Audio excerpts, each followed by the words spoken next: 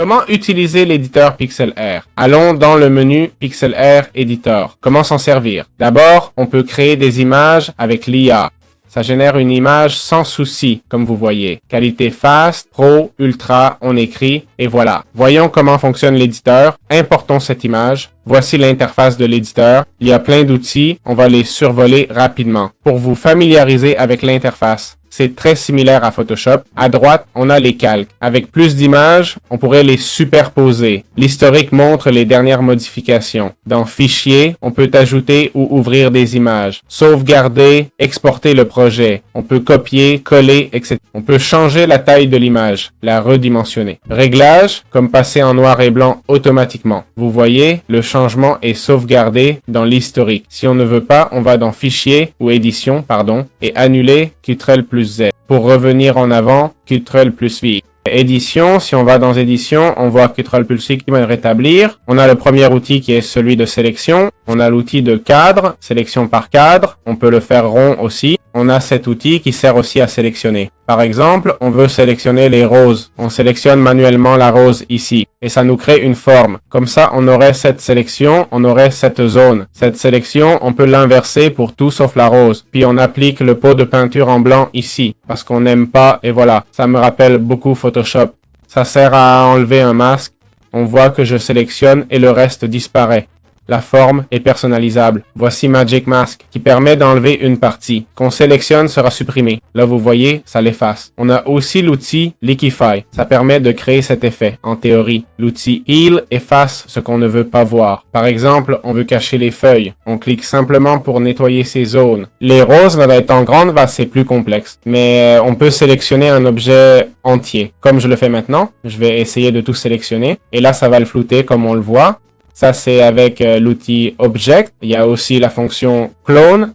On prend une partie et la colle ailleurs. Je prends cette fleur et la colle ici. Il y a Blur pour ajouter du flou si on veut. On a l'outil Focus pour flouter le reste.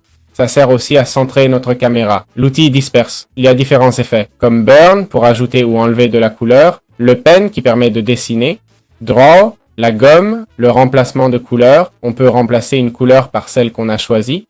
Ici le blanc, car on va sélectionner les fleurs bleues. Si on veut des fleurs bleues, on peint comme ça. En théorie, ça marcherait, mais ça ne fonctionne pas très bien. On a le saut, le dégradé, le cadre, la forme, le texte, la pipette. Voilà, c'est là. C'est à peu près tout. J'espère que ça vous a plu. Comment utiliser PixelAir Express? On va dans le menu PixelAir, puis PixelAir Express. On clique sur Open Image, on choisit une photo, et voilà l'Express. C'est quoi? C'est l'éditeur PixelAir en mode basique, un peu plus simple. Ici, on peut faire l'arrange, on peut baisser l'opacité du fond, ou plutôt l'opacité de tout. On peut recadrer et pivoter l'image. On peut tout modifier, évidemment. Le ratio, la rotation si on veut, changer la taille, redimensionner. On peut couper l'image. Voilà, c'est fait. On peut ajuster les couleurs si on veut plus de saturation. Ajouter température. Teinte, je change juste pour montrer des effets comme éclairage, détail, scène. On a des effets prêts à l'emploi.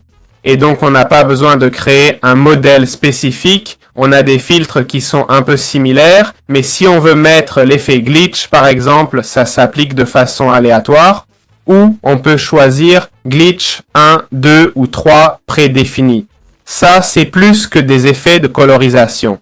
Ce sont des effets qui modifient beaucoup l'image. On a des outils d'IA qui nous permettent. Eh bien, on a le remplissage génératif qui permet de remplir une zone. On écrit un prompt pour régénérer le contenu. Par exemple, on sélectionne ça et au lieu d'une patate, je veux une pomme. Je vais générer, on va voir si ça marche. Bon. Ça n'a pas marché. Passons à l'effet de liquéfaction. On peut déplacer les éléments comme on le voit. On a l'effet de retouche pour retoucher si on veut modifier des choses, les améliorer, réparer, cloner, appliquer l'effet de brûlure ou de flou, de floutage. On a aussi le dessin qui permet de dessiner le texte pour ajouter un nouveau texte et des éléments, médias et autres. Pour sauvegarder, on clique simplement sur Enregistrer. C'est aussi simple que ça. Comment utiliser l'outil Supprimer l'arrière-plan du PixelAir? Si on va dans ce menu déroulant et qu'on clique sur Supprimer BG, on sélectionne Supprimer l'arrière-plan, puis Choisir une photo.